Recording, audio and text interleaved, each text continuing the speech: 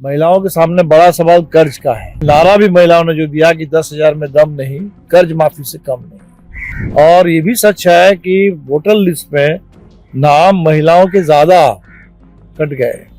उस डैमेज को कंट्रोल करने के लिए इतने सब कुछ पैसे वैसे बांटे गए और ये इसी इरादे से इस समय चुनाव के समय दिया जा रहा है ताकि हम अपनी नाराजगी भूल करके सरकार को वोट डाल दें। भाजपा माइंडेड हो, किसी कारण से नीतीश जी से खुश हो तो उनके मतदाता उनको करेंगे और सेकेंड फेज में ये निर्णायक बहुमत में तब्दील हो जाएगा। इस बार तो बल्कि पिछली बार से बड़ा गठबंधन है। पिछली बार 5 पार्टी का था, तो बात तो यही है कि वो 7 पार्टी का बन गया। निर्णायक बहुमत के साथ इंडिया गठबंधन की सरकार बनेगी। बिहार विधानसभा की 122 सीटों पर दूसरे चरण का मतदान 11 तारीख को है।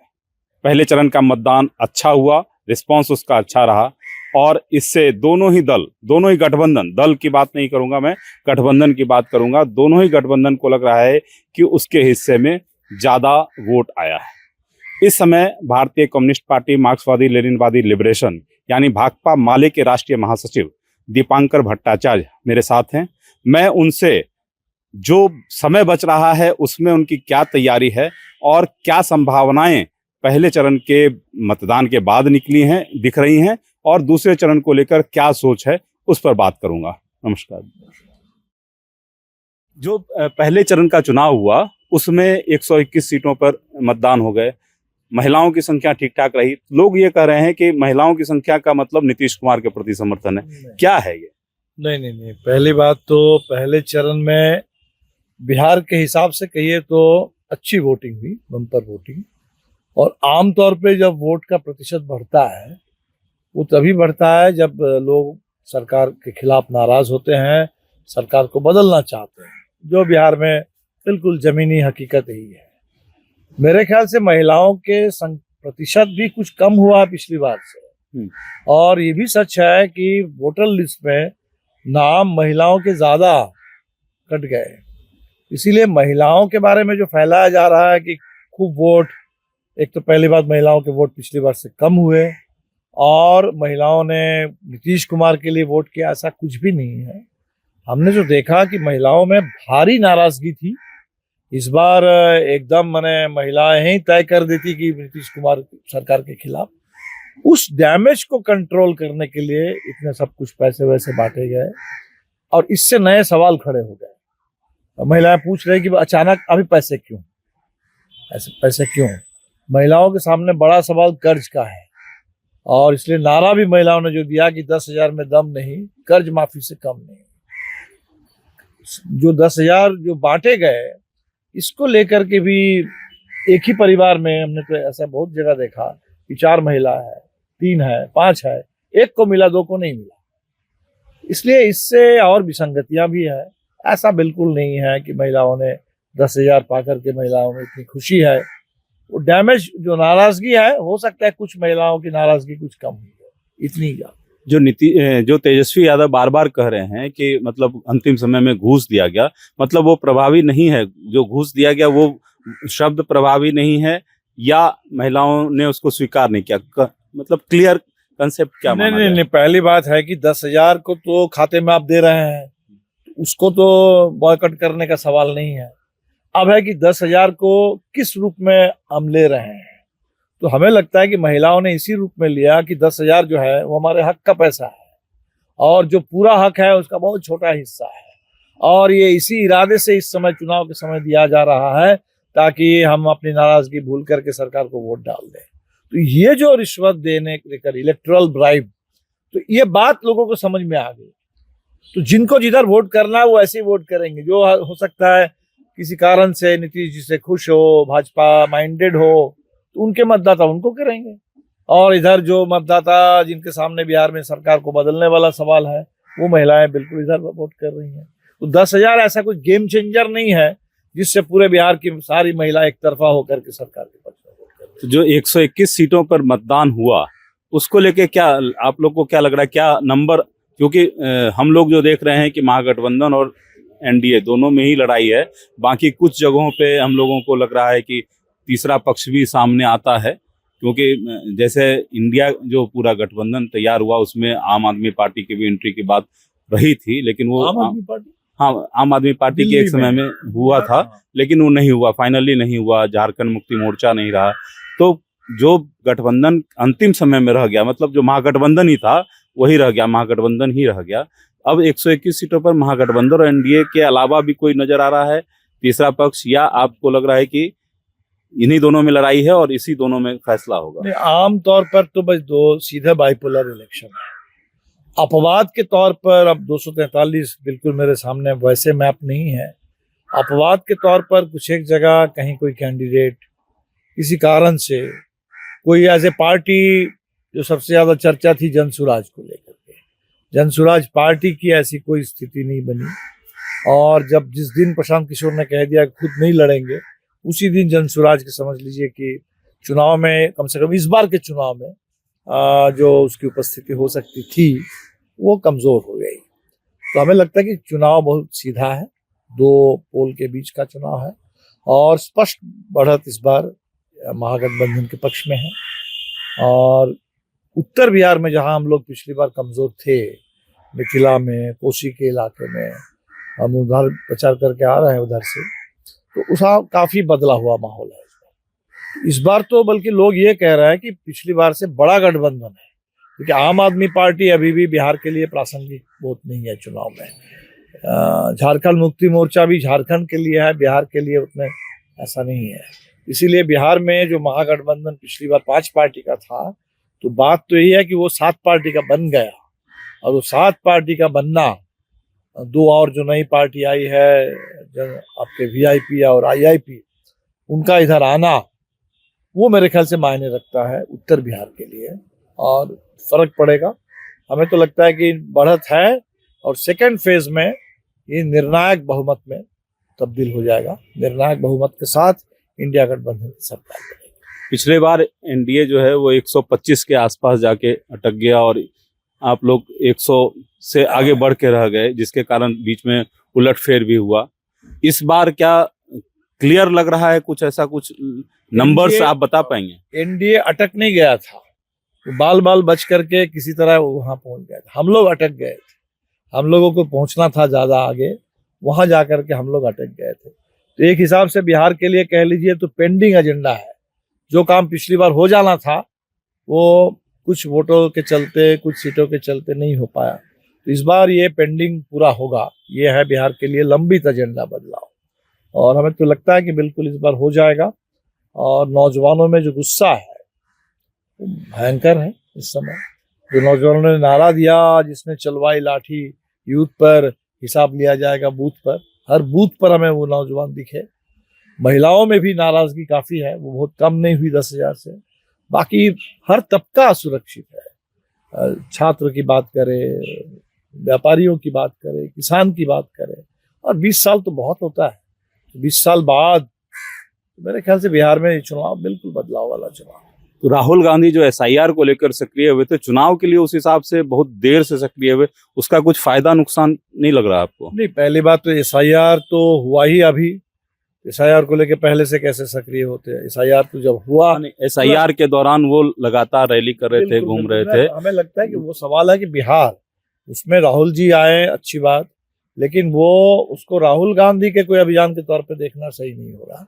एसआईआर का हमला हुआ बिहार पर, बिहार ने उसके खिलाफ जबरदस्त जम के प्रोटेस्ट किया, और जम के बिहार लड़ा, तभी जाकर के वोट बच पाया, नहीं तो 2 करोड़ का नाम जाता। आधार कार्ड को ये लोग मानने वाले नहीं थे। तो हमें लगता है कि बिहार में एसआईआर से जो हुआ कि लोगों में वोट को लेकर के गंभीरता बढ़ गई कि भाई हमारा जो वोट है इसको छीनने की कोशिश हो रही है, और हमें हर कीमत पर इसकी रक्षा करनी होगी। हमने तो देखा कि बहुत सारे लोग जो बाहर शायद रहते हैं, वोट डालने के लिए आए। हालांकि ऐसे भी लोग मिले जो वोट डालने के लिए आए थे और पता चला कि छठ में आए और नाम नहीं है। बहुत सारे लोगों को चुनाव के दिन ही पता चला कि हमारा नाम नहीं है।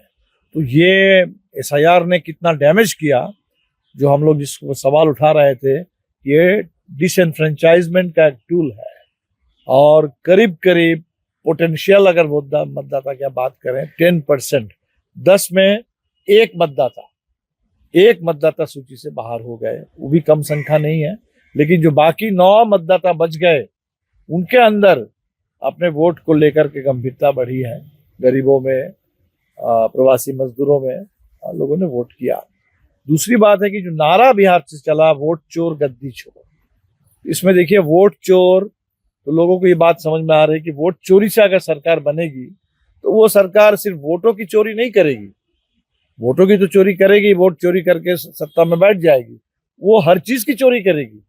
वो नौकरी की चोरी करेगी, जमीन की चोरी करेगी, जनता के अधिकारों की चोरी करेगी। तो ये हकमारी और हक चोरी, इसके खिलाफ लोग सजग हैं।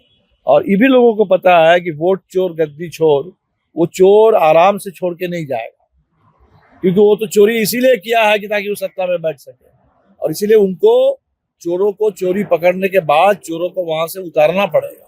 ये जो काम करना है वोट चोरों को गद्दी से उतारना, ये काम तो वोटर को करना है और तो लोग इसको करेंगे।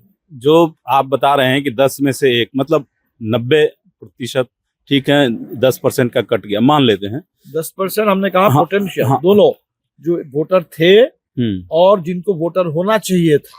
ठीक, तो 90% में 65, 64, 62% का कारण क्या हो सकता है? बाकी लोग कहाँ जा रहे हैं? नहीं, इसमें बहुत कारण है। एक तो हमने बताया आपको 1 नंबर कि लोग बदलाव चाहते हैं, बदलाव चाहने वाले उन्होंने जम के वोट किया, नौजवानों ने किया, गरीबों ने किया। दूसरा हमने आपसे कहा कि SIR ने लोगों को वोट के प्रति और ज्यादा जागरूक बनाया, गंभीर बनाया, लोगों ने वोट डाला, लोग आए बाहर से वोट डालने के लिए। तीसरी बात है जो एक तरीके से गणित की बात है कि जब पूरे बिहार में मतदाताओं की संख्या कम हो गई, 47 लाख कम, तो इसलिए पिछले बार जितने वोट पड़े थे उतना ही वोट अगर हो, वो परसेंटेज के हिसाब से ज्यादा होगा। मैं वही कह रहा हूँ कि प्रतिशत तो बढ़ा हुआ दिख रहा है। SIR का जो फिल्ट्रेशन हुआ होगा, जो भी कट फट जो भी हुआ होगा, उससे प्रतिशत बढ़ गया। वो एक मैं बात कर रहा हूँ। आपने कहा है कि 90% जो है वो जागरूक हो गए, तो 90% जागरूक होने के बाद 64%, 65% क्यों अटक गया? वो तो बिहार में, अब बिहार की बात आप जानते हैं, बिहार में पोलिंग अभी भी आसान नहीं है। बहुत लोगों को, गरीबों को वोट नहीं डालने दिया नहीं, जाता। मैं वही कह रहा हूँ कि अगर जिनके पास, जिनका नाम सूची में हो, वैसे 25% कहाँ रह जा रहे हैं? वो बिहार में, ये बिहार में यही स्थिति है, लोग वोट नहीं डाल पाते। शहर में मान लीजिए कुछ लोग होते हैं जो वोट शायद डालना उतना नहीं चाहते हैं, उनके लिए उसमें इंटरेस्ट नहीं है। अर्बन मिडिल क्लास में, थोड़ा अपर मिडिल क्लास में लोग उतना वोट डालते नहीं है, लेकिन गांव के गरीब तो बिल्कुल डालना चाहते हैं। लेकिन अभी भी बिहार में ये स्थिति है, बहुत सारे जगह पर गरीब को अगर उनको अपने हिसाब से बूथ उनको ना मिले तो दबंग लोगों के गांव में जाकर के वहां वोट डालना बहुत मुश्किल है उनके लिए। तो अभी भी बिहार में इसको, बात को मानना चाहिए हम लोगों को कि बिहार में राजनीतिक सामाजिक जो हालात है वो गरीबों के वोट डालने के अनुकूल नहीं है अभी भी। और यही कारण है कि बंगाल में आप देखेंगे कि वहाँ 80% पोलिंग हो जाएगा, बहुत सारे राज्य में 80-90% पोलिंग हो जाएगा। बिहार में अब 60 से ऊपर गया, इसी को लोग बहुत बड़ी बात समझ रहे हैं। 64%, 65% इस बार हुआ, तो हम उम्मीद करते हैं कि आगे स्थिति और बदलेगी, आगे पोलिंग परसेंटेज और बढ़ेगा।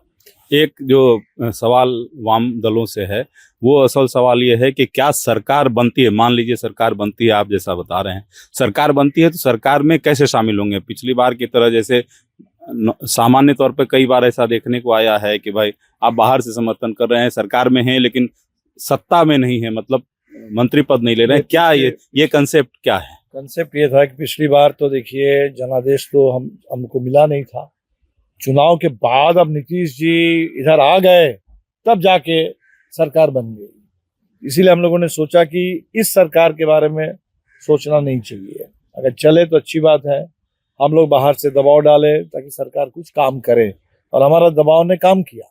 हमने जो दबाव डाला उससे वो सर्वे हुआ, जातियों की गिनती हुई, नीतीश जी ने 2 लाख देने की घोषणा की, हालांकि घोषणा पर अमल नहीं किया लेकिन घोषणा की थी।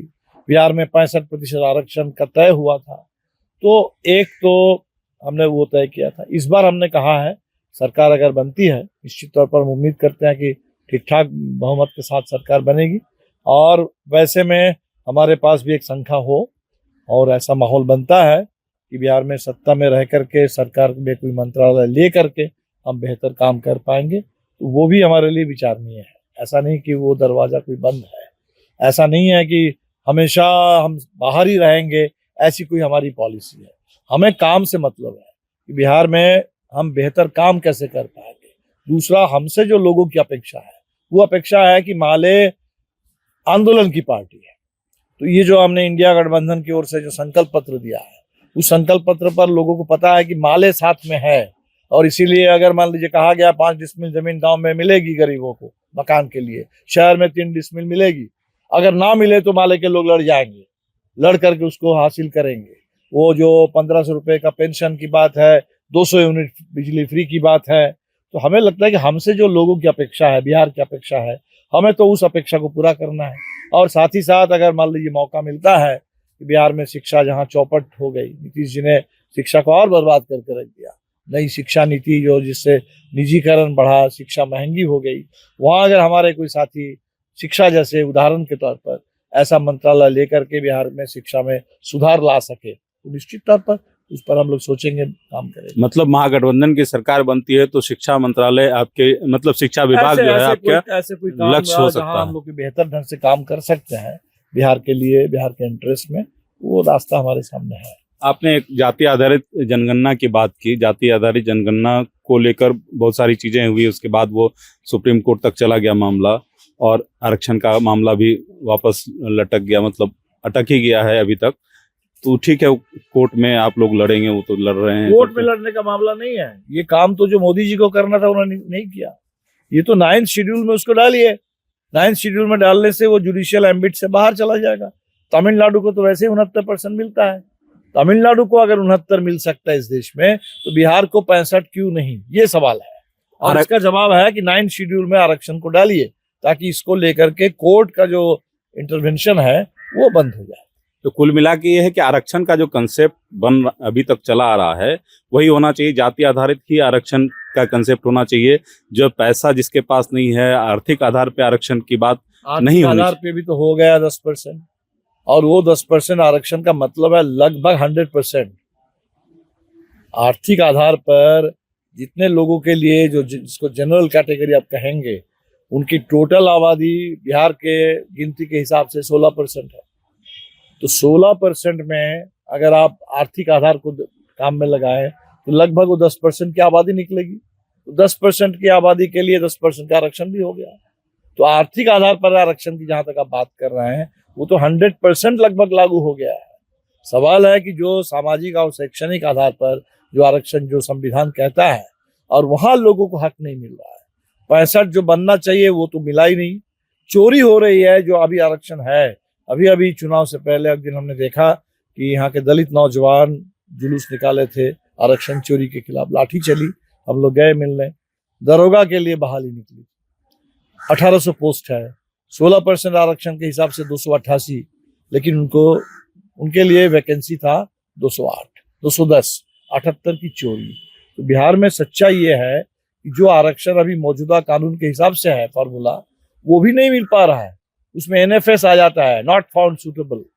तो हमें तो लगता है कि आरक्षण में जो कटौती है उसको ठीक करना, आरक्षण का पूरा हक मिले, और उसमें और विस्तार इसलिए जरूरी है कि लोगों की जो आबादी है उस हिसाब से आरक्षण अभी है नहीं। तो आप तो राजनीतिक दल हैं, और राजनीतिक दल तो सभी का प्रतिनिधित्व करता है। निश्चित तौर पे जैसे आप बता रहे हैं कि कुछ लोग ऐसे आया, नंबर कम आया, मतलब वो कम दिया गया, सीट कम दी गई, तो ये फॉरवर्ड जो जिसको 16% को आप 100% कर रहे हैं कि 10% आरक्षण से 100%, उन लोग भी आवाज उठा रहे हैं। तो कुल मिला के क्या वामपंथियों में तो निश्चित रूप से फॉरवर्ड जातियां भी हैं। तो हम इसमें फॉरवर्ड बैकवर्ड की बात नहीं कर रहे हैं, हम तो यहाँ जस्टिस की बात कर रहे हैं।